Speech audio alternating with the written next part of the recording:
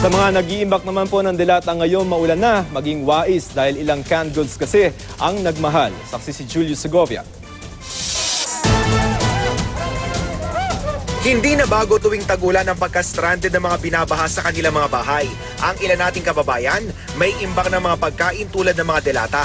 Madalas ding ipamigay ang mga delata sa relief operations. Pero sa susunod na mamili kayo ng iimbak na delata, huwag nang maselan at maging wais sa pagpili. May isang brand kasi ng canned luncheon meat na nagmahal na ng hanggang 40%.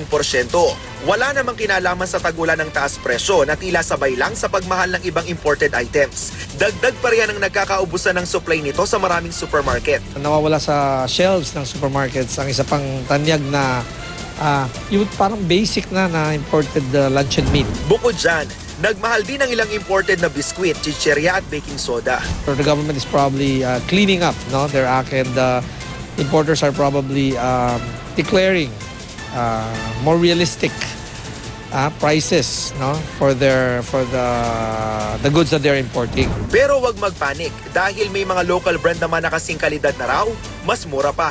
Sa mga umaasa sa pangakong bababa ang presyo ng pandesal kasabay ng unang buwan ng klase, may bad news at good news. Hindi natuloy ang planong bawas presyo ng pandesal ng isang grupo ng mga panadero, pero dinagdagan naman ng 5 gramo ang bigat nito. The ping pong pandesal now is a baseball pandesal already. Kaya malaki na. Kakayanin lang daw nilang magbawas presyo kung bababa sa 800 pesos ang sako ng harina na ngayon nasa 840 pesos pa. Inaalam na ng DTI kung bakit hindi pa nangyayari yan. Sa datos kasi nito, halos 29% nang iminura sa world market ng trigo, sangkap sa paggawa ng harina. Ako si Julius Segovia, ang inyong saksi.